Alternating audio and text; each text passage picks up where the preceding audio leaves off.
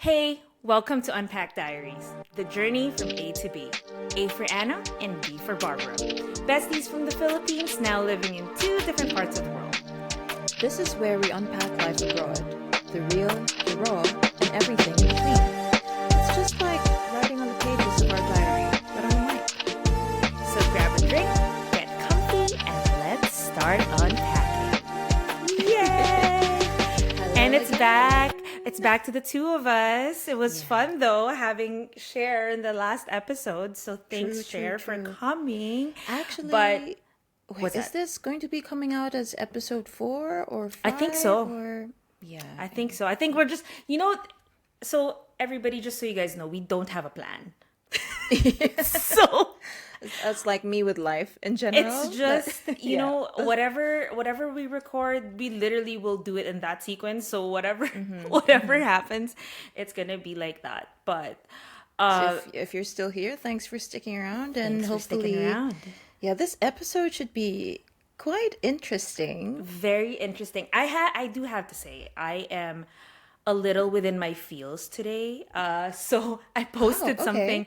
So I finally succumbed to social media, and I actually have a TikTok now, like a personal TikTok.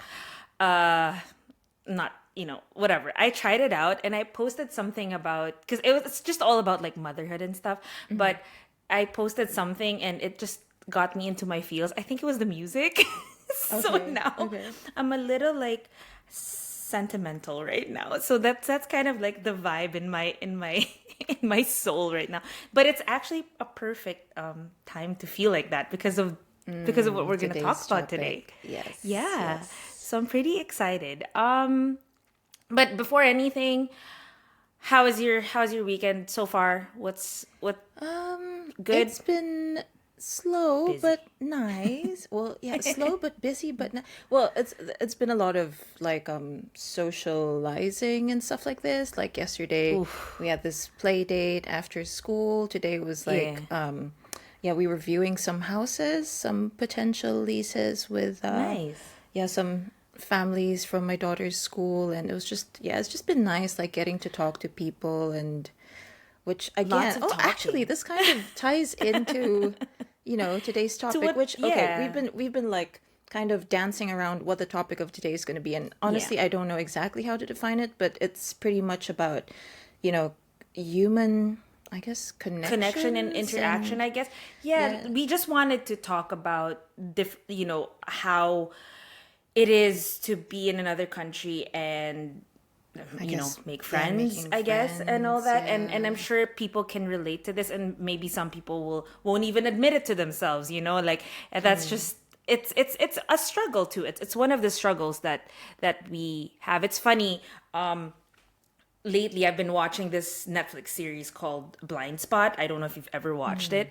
And it's a series from 2020. I didn't even realize that it existed. But anyway, I just stumbled upon it and I started watching it. And it's basically about, it's actually your thing. It's actually a really nice, it's basically this girl, bottom line is that this girl was found somewhere and she has like tattoos all over her body, and they're trying to figure out what the tattoos are all over her body. Like they all had meaning and they all were leading it to somewhere, blah, blah, blah. And I mentioned that because it's funny, not funny, but along her journey, it was also about making friends, being accepted, and all that. So I was like, wow, it ties in. Yeah, it's called Blind Spot. Yeah, and it's on Netflix. It ties in to what we're gonna talk about today. That's why I was like, oh, what a timing! Like we were actually gonna talk about this today, and then I started watching that, and it was just about her, like trusting people. It's hard to trust people. Anyway, it's pretty cool. So I mean, let's just dive into it. So I guess let's start with basics first. Let's maybe talk like jobs. Co-workers, jobs. I think you should probably take this one first. Yeah, I mean, I guess I'll ask you first too. Like, okay, you were in real estate in Manila, right? You were doing real estate for a time in Manila. Like, how was that? Like, making friends, co-workers, and in Manila. Yeah, actually, before I left Manila, I already hadn't been doing real estate for a few years. But Oh wait, yeah, you were in sorry, I was in a bunch of stuff. Well, Again, was ADHD that jumping crypto around, too but or something? well, Not crypto. so Sorry, not. real estate for explain. probably around, yeah, no, because I've jumped around quite a bit. So real estate was probably like 5 to 6 years. And then I was also, well, I was in the blockchain space for a couple of years as well. Blockchain. There That you was, go. so hopped around there. That was probably the last real job I had as well. Yeah. Because, okay, I guess to sort of go into jobs and stuff right now, like I'm not working and I haven't worked for a company or someone else in, I would say, about 2 years. So I think it's amazing though. You get to like really spend time with your daughter. But how was that? How was your like relationship in terms of coworkers? Was it easy for you to, when you jump, yeah. because you, like you mentioned, you were jumping kind of like from company to company. Yeah. And was it easy to just adjust to meeting coworkers? For me, Like, yes. how was it? For me, Okay. yes, in general, because I would say I have the type of personality that's like, throw me anywhere and I can talk to people, sort of thing. Right. In Right. group settings, like for example, when we had Share On, I tend to like be a bit more of a listener and just, Right. versus someone who would lead the conversation. But like, still throw me anywhere and I can sort of pretty much adjust on the spot, sort of thing, depending on, I don't know, interest wise, people's energy, if they're like really hyped up or like a bit calmer, Right. or just yeah. You could jump But- to whatever, whoever is in front of you, basically, Yes, or and whatever. also okay. I guess culturally as well. And I mean, in I don't know, for a bunch of years, well, I worked for probably around 5 different international companies. International meaning non-Filipino.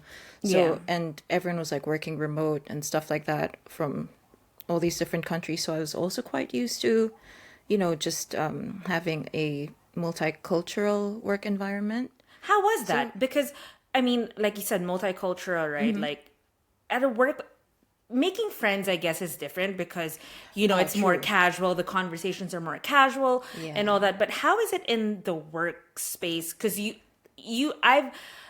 my work is different because I kind of I started working for my dad like at a very young age, but I also deal with internationals. But you really like deal with them like literally like in person every day. Versus I would say like mine would be colleagues versus you would Yeah. be dealing with like either my suppliers or yes. my So my B2B clients. more than Yeah, they're not in the Philippines. They were in wherever they lived, and we go on video calls like this. But so it's different. So for you, like, how was that?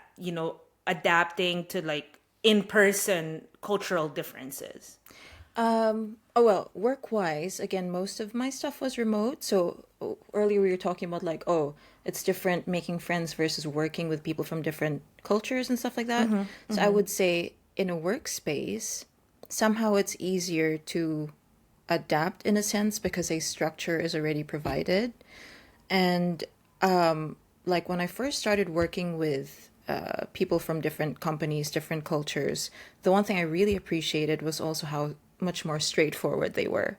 There was Yeah, well, for sure. versus, working with Filipinos, which is also really cool because I don't know, we have a really fun sort of work culture Environment. where it's, I don't know what the term for it is, but it's That's so, true. I don't know, it's really fun. And, people are, it's not all serious, I would say. The jokes, very it's funny unserious, because actually. if you have Yeah. Filipino coworkers, the jokes are Yes. just different, and it's funny because when I try to make jokes here, to me it's like so funny, but And when you try to translate it in English, it doesn't No, it sound doesn't the hit the same. same. Yeah, So I'm yeah. just like, you know what? Never mind. The joke's passed. Like I'm not even gonna repeat it. Yes. Like there's no audience impact. So when you talk Yep, to yep, yep. other nationalities or races, there's just no audience impact. But like, So it was good for you. It was like it was an easy yeah. adjustment for So you. so pros and cons, right? So Yeah. whereas the Filipino work environment could be very unserious in a way that it made things lighter. Right. What I appreciated about Right. working with other people, especially from the West, was that they were, there's no sugarcoating. There's no like to your face. They're like, oh, yeah, that's fine. But then behind your Yeah, back, it's yeah, like, yeah. oh, actually, this person's la la la, and I'm not happy with their work. It was Right. everything was very like black and white, just yeah, straight to the point, straightforward. And so you pretty much like, what's the term for it? Like You just adapt in a sense. Okay, is that the right term? What am I trying to get at? It's like what you see is what you get. What you see is what you get. So you know And exactly you where you adapt to stand. that. Expectations Yeah, are exactly. crystal clear. Right. And I really right. appreciated that. So, but yeah. For me, I think it's the same.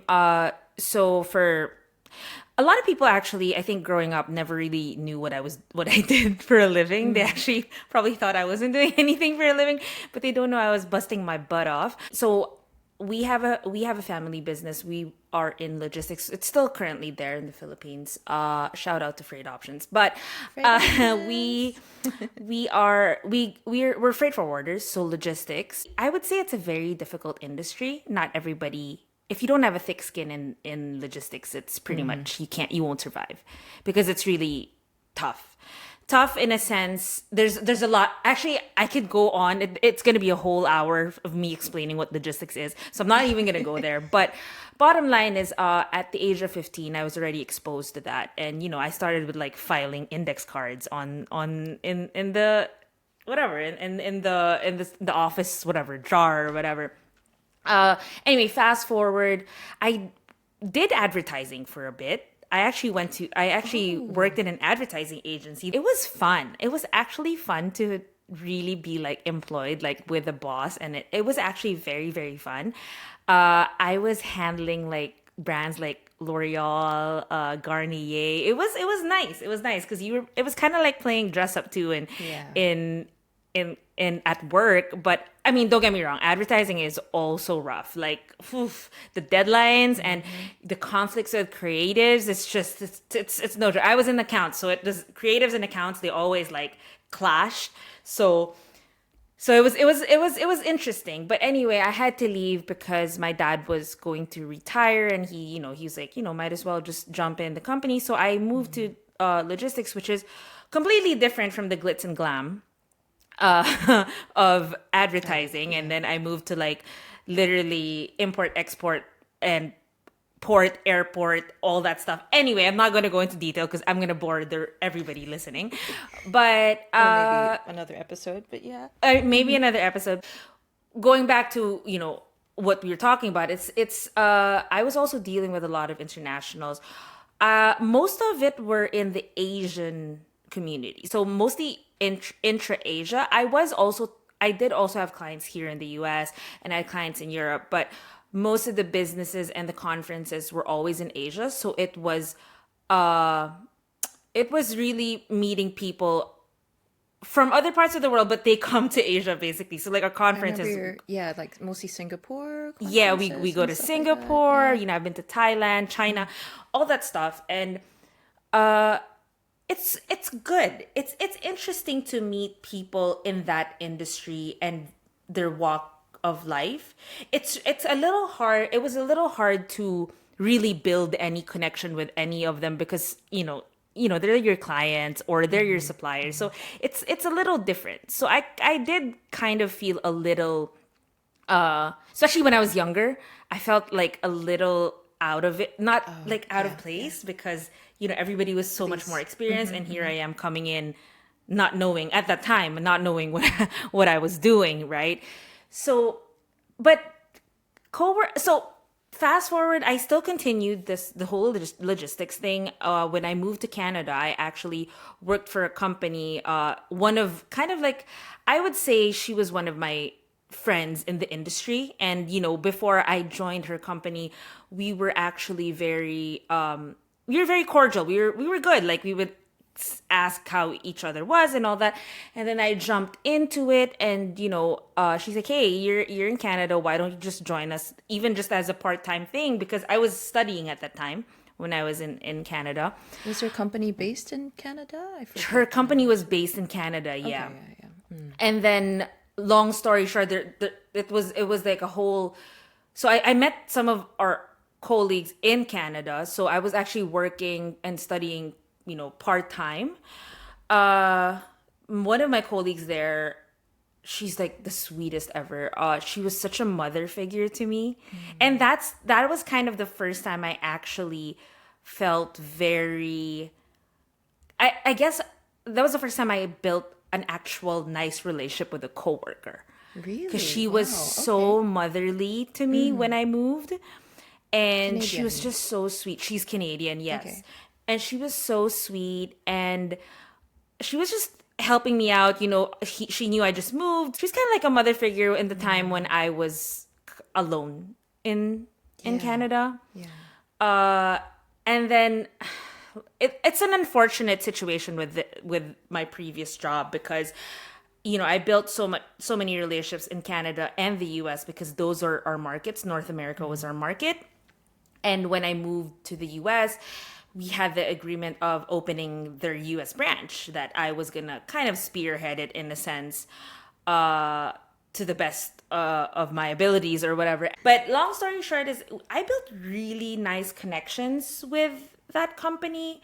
But unfortunately, there was just a lot of misunderstanding and they ended up, it was just, you know, I felt like I did so much for the company and I helped the company grow and they kind of did me wrong at the end. And I just didn't want to deal with it anymore and I kind of just blocked them. I blocked them because I was like, and I don't think there's anything wrong with that. You know, if you want to cut people off out of your life because you think they're toxic, it's fine. And that's kind of what I did and I just cut them out. Honestly, I actually just wanted an apology, to be honest, which I actually don't think I ever got. But it's okay. It's okay. It's water under the bridge.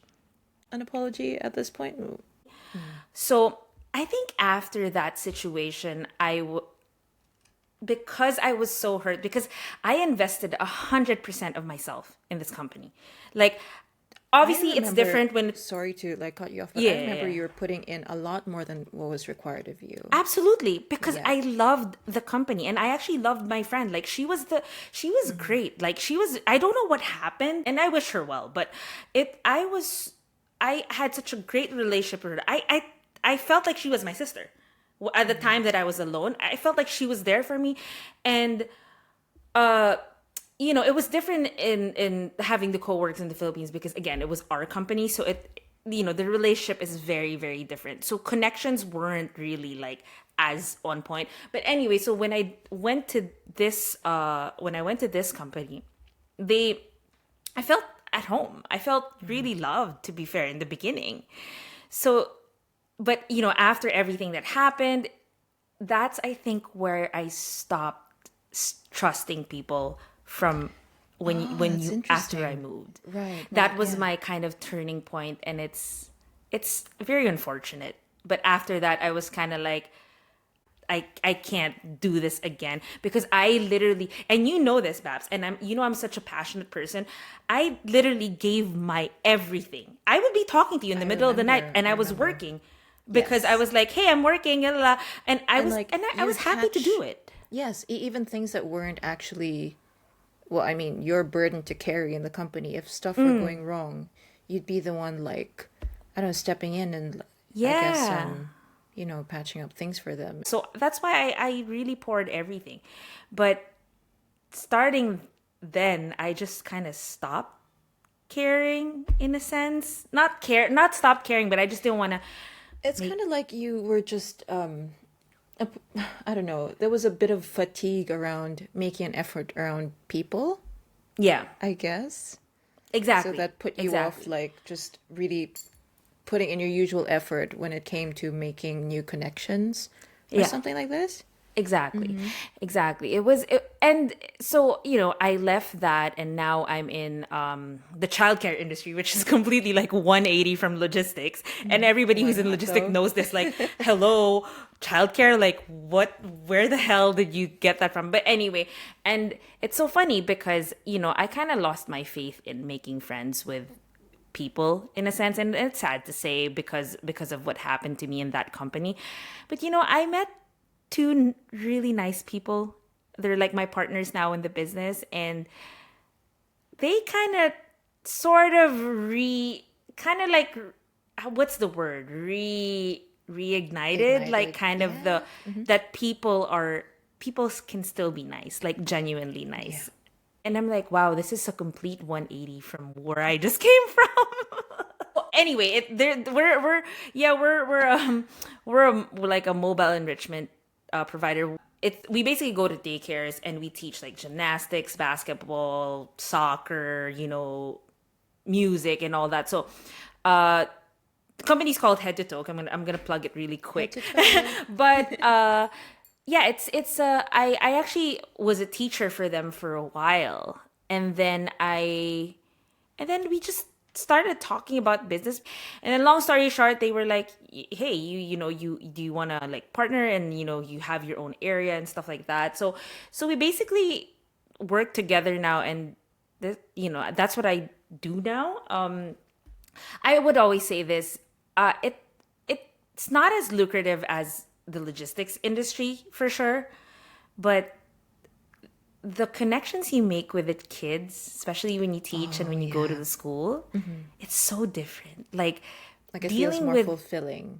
It's so much more fulfilling. How do you say this? Versus just, I don't know, a monolithic industry of numbers. This is actual human connection. Nothing wrong with, logistics. Like I said, logistics makes your life very comfortable. Yeah. Like the stress, sometimes it's okay because of the money that comes in. So it's okay. But trade-offs. Well, it's never really okay to be that stressed. But you know what I'm saying. But with the childcare industry, it's not.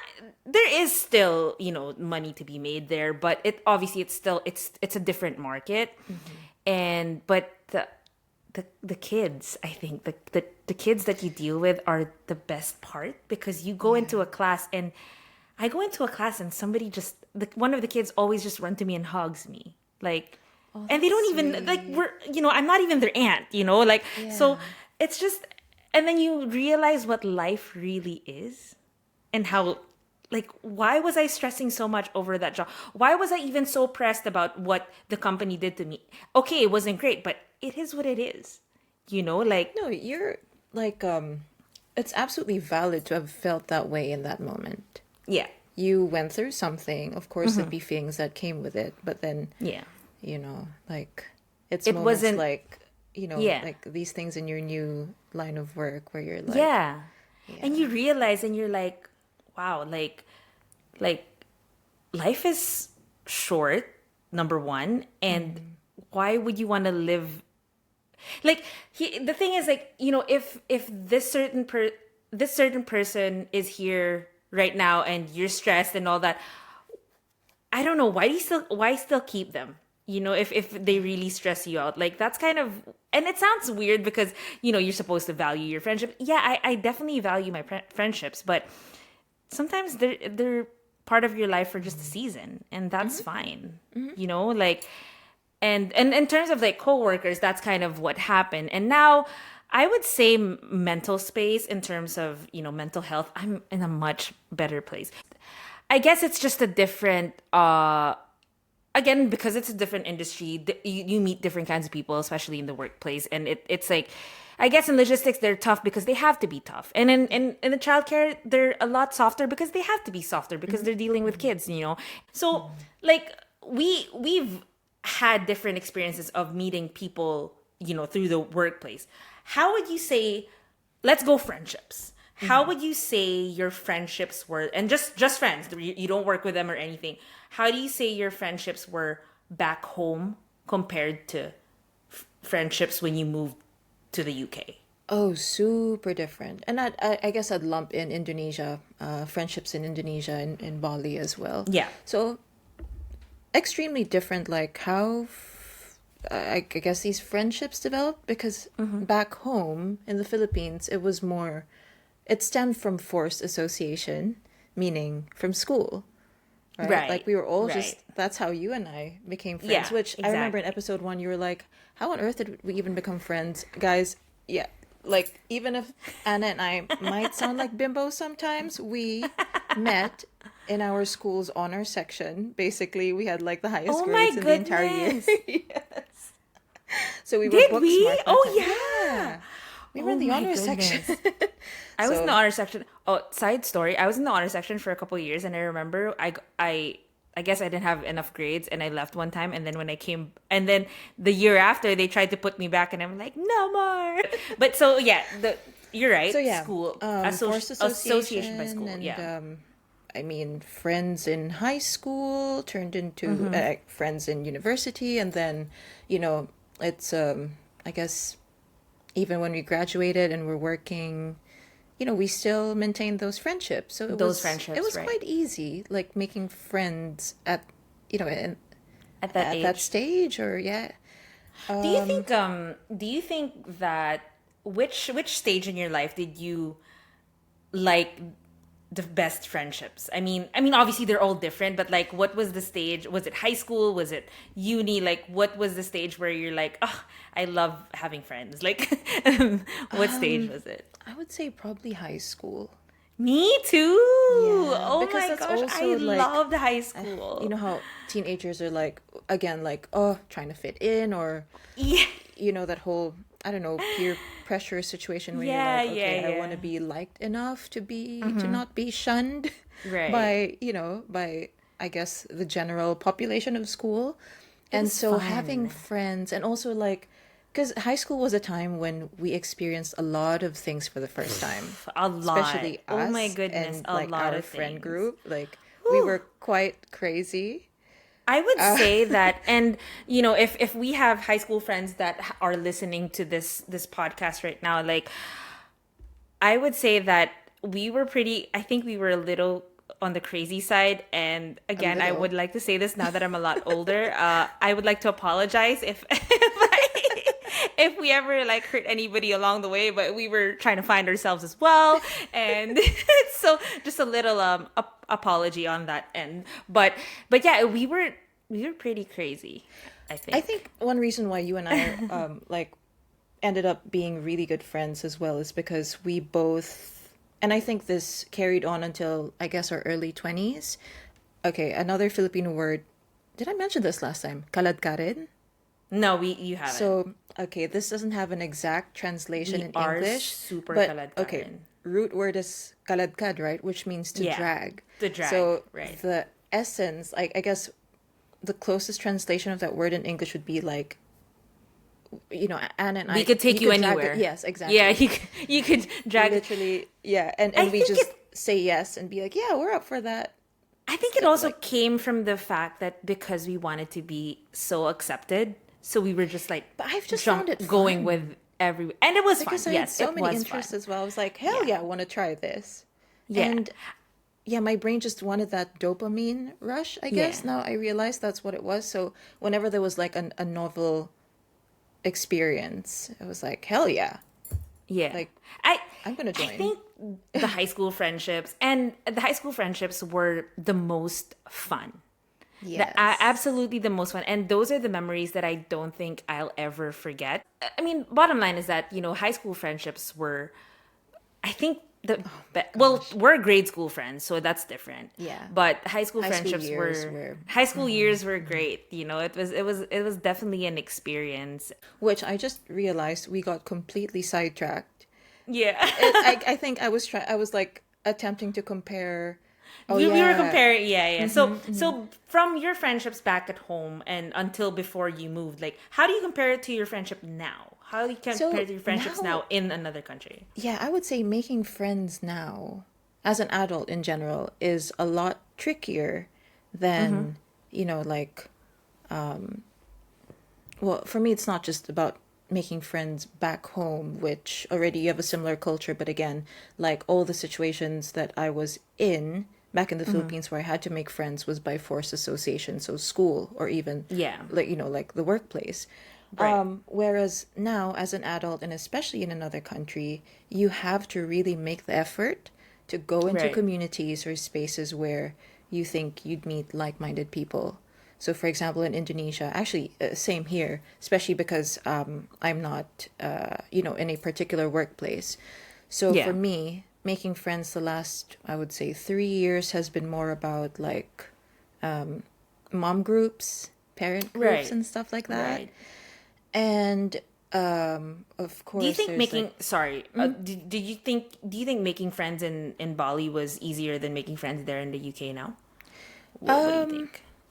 I would say it's about the same, Okay. but also because so in Bali it was like at that time I was homeschooling my daughter, so I was searching for like homeschooling, world schooling groups and stuff like that, and we just show up to a meetup. But there were a bunch of WhatsApp groups as well, Facebook groups, so that was helpful. Then we'd show up to a meetup and then just start talking to people and end up like scheduling a play date and other Right. like beach hangouts and stuff like that, and it would grow from there. But like here in the UK, there are lots of communities, especially in the area that we're in as well. And so now my daughter is going to a physical school. It's an independent school though. And so as opposed to, because let's say us back in grade school and high school, our parents weren't really involved in school stuff. No. Like, right? It wasn't a thing. I barely even saw my parents at No, home. yeah. Like pretty much my oh yeah, true. So, yeah, that's that. Yeah, here in my daughter's school, parents are so involved. It's really a community, which is great because there's so much support from everyone. Right. And so it's been more of the parent communities. Oh, one thing. Okay. I just feel like I should mention this because maybe you have something to add to this as well. So growing up, and even until now, like I've always gotten along with guys because as you know, like so many of my interests are super boyish. And I just Same. love like, right? And like just hearing like, I guess, seeing the difference between how their minds work. Absolutely. Whereas like wherein they're more logical and Absolutely. the conversations just are so interesting. So I love hanging out with guys. Guys but and now- gays, honestly. Yeah, yeah, true. I just have to say it. No, like 80% of my friend group is gay, and I love it. Like it's just different. Yeah. It's unfortunate because when we were younger or when we were in high school, it just looked like we were flirting with these guys, but they don't understand that it was actually a nice friendship. So that's the That thing. was kind of That's the thing. that was an like, issue.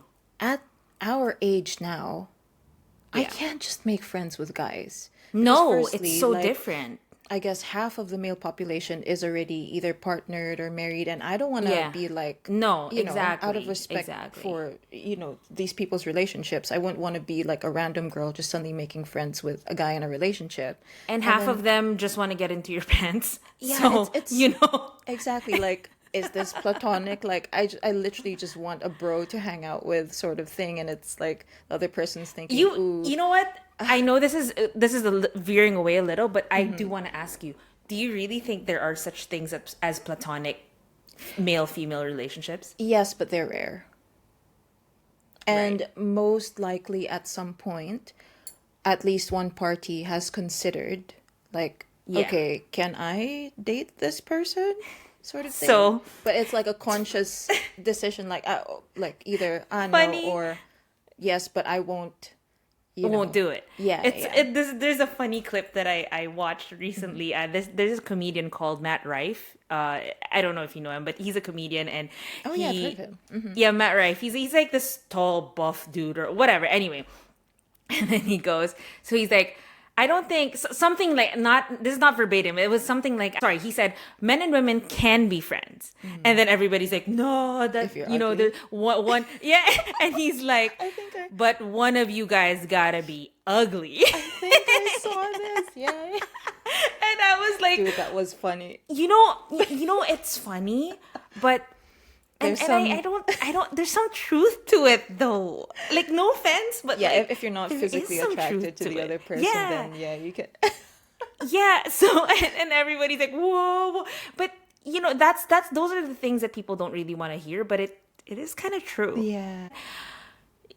So in terms of connection with male, female, woman, man. So back before when I was younger, I would say that, oh yeah, we could totally be platonic. I have a lot of guy best friends and all that stuff. But when I got older, especially when I got into very serious relationships, like, obviously now my husband, but I realized you really can't be friends with the opposites, just friends, without one of you having a little, even just a 0.001% inkling that you might end up together. And this is not a popular opinion, because I'm sure a lot of people are going to say, no, I'm friends with this guy and that guy and this guy and that guy. Yeah, but at some point, did you consider wait. Because this is a podcast, and this is why we're being true to ourselves. I actually thought about it, and I realized that not all, but some of the guy friends that I was really close to, actually, there was a thought in my head. Nothing ever happened because we were just really friends and all that or whatever. But there was that thought in your head. Also because people always said it, right? Like people are like, oh, you guys are so close. You guys are going to end up together. Yeah. Blah, blah, blah. Like, my guy friends would come to the house too and meet my mom. And like, so everybody thought that was kind of, kind of the situation. So that's kind of when I realized, especially when I was really serious with, actually, I think my husband now was the one that made me realize that fully, that you can't really just be friends. No, there's a chance obviously nobody's going to act on it. No, but friends, yes, but when you reach a certain level of closeness. Yeah. It's kind of impossible not to, also like out of respect to your partner, like to my partner, and out of respect to whoever the opposite sex is, their partners, like, I'm not imposing what I believe in, but that's really genuinely what I believe in. It's kind of impossible to just be friends because there is a 0.00001 thought in your head that, what if this happens? And so like, as much as I really, really miss having guy friends. Yeah. Like, I actually really miss having guy friends. Me too. Sometimes I really do. Yeah. Because it's like they're not as emotional as women, and they're not, it's kind of more objective when you talk to them. Exactly. And also, like, many women would be bored, like, talking to me about, like, if guy I were to stuff. Talk to them about my boyish interest, it'd be exactly. So, but then I am really, I don't think at this point I wouldn't put any effort into making, friends with guys anymore, because it's like, if I start dating again in the future or whatever, that doesn't look good to the person you're to the person that I'm now dating. I wouldn't want to, or at the same time, like, if that guy friend of mine started dating or, had a family, like, I'd back. It's just different. Off. Yeah, because I just, again, it's even if nothing's happening, just out of respect for, people's partners and stuff like that. It's just different when you're older, I think, as well. In terms of friendships, for me, when I moved to the US, well, again, in Canada, I kind of still put my heart out there. So I did make friends in uni, and I did make friends with my coworkers. They became my friends. And then, the unfortunate situation happened. And when I moved to the US, I just didn't want to make friends anymore. And it's sad because I'm such a social person, and everybody who's met me through the years in my life, they know how much of a social person I am. But I'm just like, it's so hard for me to just start over again. And it's so hard for me to it's kind of like a regular romantic relationship, right? Like, it's just so hard. And I'm sure, you've felt this, because of the things that has happened to you as well. And it's just so hard to start over. And that's kind of how I feel with friendships. It's hard to just start over and meet and start from scratch. And, hey, what's your favorite color? Obviously that's extreme, but you know what I'm saying? Like I just don't have it in me to make friends anymore when I moved to the US. I think that I've just changed so much through the years, and I just like the corners of my home, and I don't really I was care gonna ask, much. Like, does that make you feel bad though? Or are you content? I really don't. No. I'm definitely content. I like staying home and not talking to anybody. Yeah. Okay. Right now, that's kind of who I am. Like I said, and I think I said this in the previous episode, that I don't even recognize myself from 8 years ago. I'm a completely different person. But sometimes do wish I did have like a friend or two that I could just, days, like right, have like, coffee with, like a mom that I can have coffee with, or a friend that I could, I don't know, go to the salon with, or maybe walk in. I don't know, like it would have been nice, but it's not really a priority for me. I guess when you're in another country and when you're alone, you kind of protect yourself in a sense, Right, and you just don't want to open up. I've been very big on privacy ever since I moved as well. And I think that's also why. I just, it's funny because we're making this podcast and technically I we're know. putting our life out there in the open again. But at least it's through a screen in a sense, I would say. So it is a little difficult for me to make friends. And I'm sure a lot of people can relate to it. It's not difficult to make friends. It's just I choose not to in a sense because I don't know. Your thing about like the whole, it's a trust thing for you. I like, okay, so Anna knows this about me, and she's gotten used to this at this point, but I'm the type of person who, let's say we were just hanging out, like, I don't know, we went on a trip somewhere and we were chatting a lot, and suddenly I just drop off the face of the earth. You cannot contact me for freaking 5 months. You're calling me, messaging me, and you don't get a single response. So that's literally her. So it's me, like it was frustrating in the beginning, to be fair, and honestly it was frustrating, but then I just got used to it. That's what I try to explain to the more recent friends that I've made in different, oh my gosh, I have this mom friend from Bali, and so she's the one who came over like in January, and we went to London to meet them, and her son and my daughter are like good friends, but oh my god, so she's kind of understanding me, but I know I'm like really pushing her because there are these times when I just disappear for weeks or a couple of months on end. Dude, months. Oh, what do you mean weeks? There was one time you didn't talk to me for like 6 months, and I'm like, see, that's bruh, standard for me, right? So anywhere alive between like 3 weeks to 6 months is like my standard time frame of disappearing.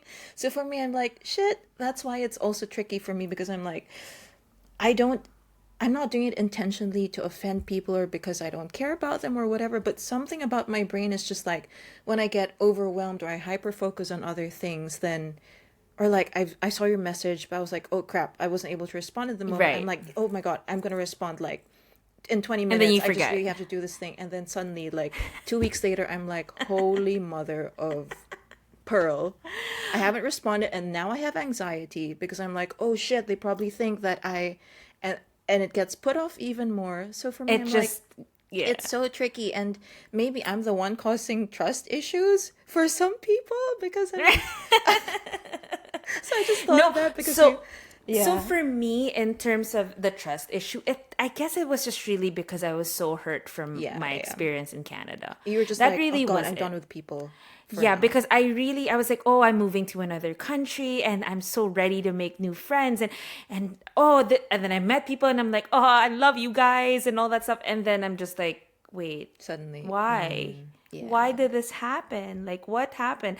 But again, like, that's life, right? Like, different seasons, there's different seasons, there's different people that you meet along the way, and you know this, like I had a friend that I was friends with for 20 years, and she and I were inseparable. She was my life basically, and I was her life. Like, we did everything together. She was a longer friend than you for a few years, and then we just fell off. Like, we just fell out of it, and people grow apart. 20 years.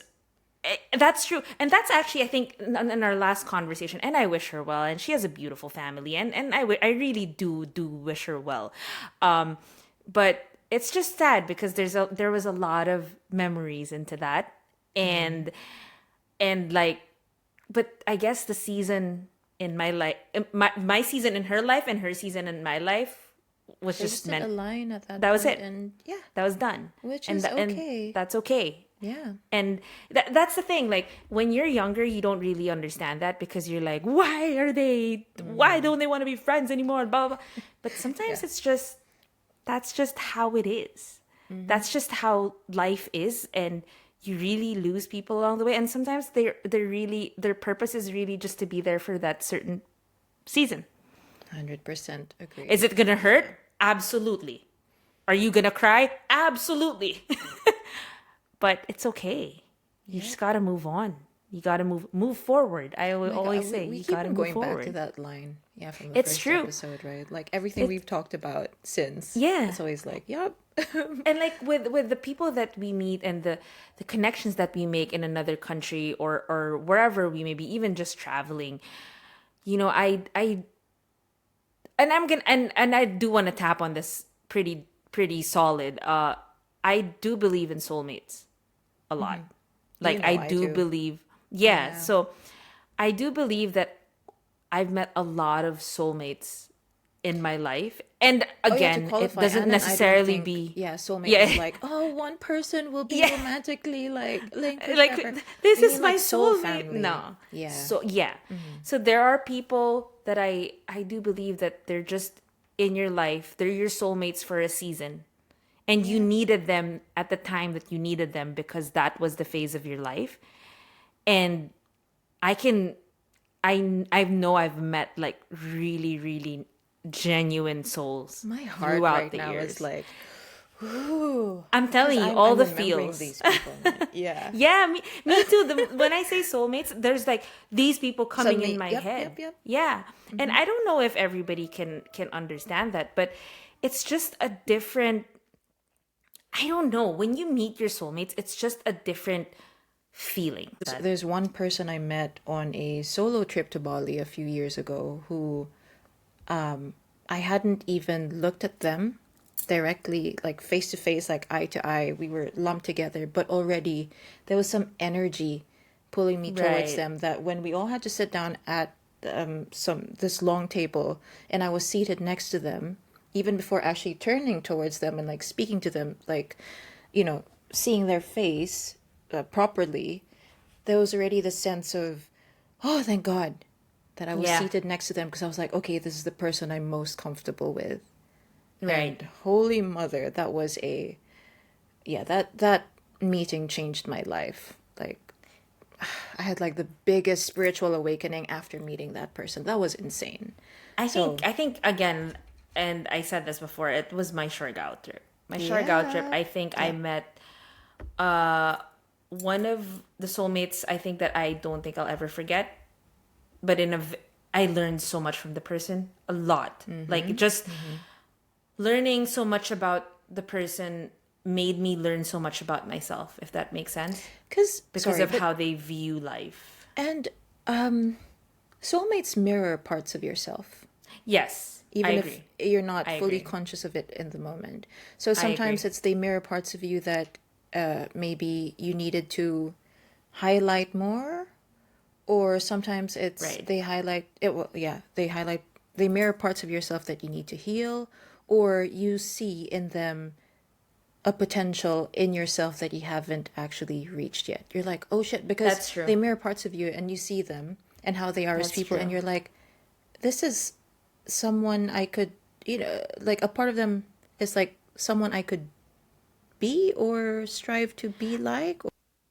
I think a part of me as well, that meeting those people, I think made me realize. I think the most important part was made me realize my flaws, because love I that. was so self-righteous for a certain time of my life, and that was a rude awakening. But I needed it nonetheless. So it was nice to meet them. But obviously, they didn't even realize that they made me realize that until Usually people don't. they don't know. Yeah. They were just talking to me normally, like we were just having conversation, and we ended up, that's when I realized I'm like, it's because I'm also like, you see your flaws, you see what you need to improve on as people. And I think as a person, Oh, yeah. as long as you're trying to get better every time, that's what's important. And if you need people to connect you need to connect with people to realize that, I'm all for it. You need some. I mean, I guess some people can just suddenly, realize that they're doing, realize their flaws and stuff like that. But for me, it was very important to have that connection with other people to make me realize where I was, like where my headspace was really at. And we were talking about soulmates and everybody that we've connected with.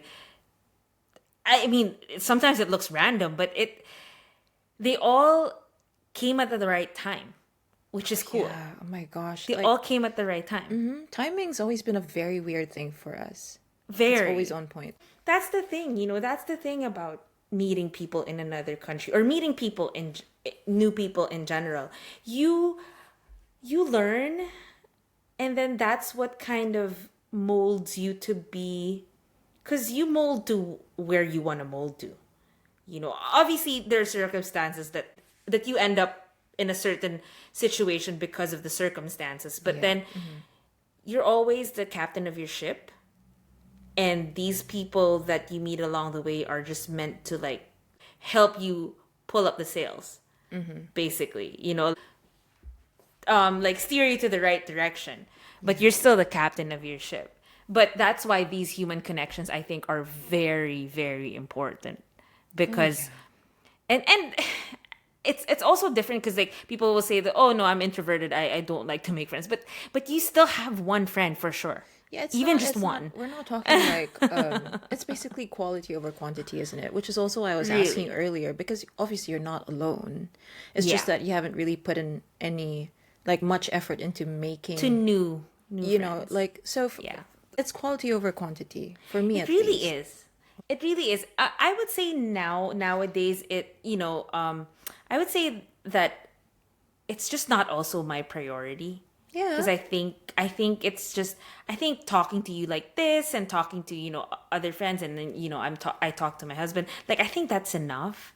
And I just don't have it in me to find new friends. But then doesn't mean that there's not great people out there. I'm sure there are. I mean, at the end of it all, I mean, just to cap this off, like, I just think that as long as those strong connections have helped you in your life, I think that's the only thing that matters. Like, being with, like, even if you don't talk to these people anymore, but if it helped you be a better person, and it helped you be a better person, move forward, or anything like that, I think you already won at life, or you already met the right people in your life. And who knows, when we get older, we'll probably meet more people, and that's great. But at this point, on this weekend that we're recording this, like, whoever we met until this time, they made us who we are. They helped. That's true. They helped. They were a medium.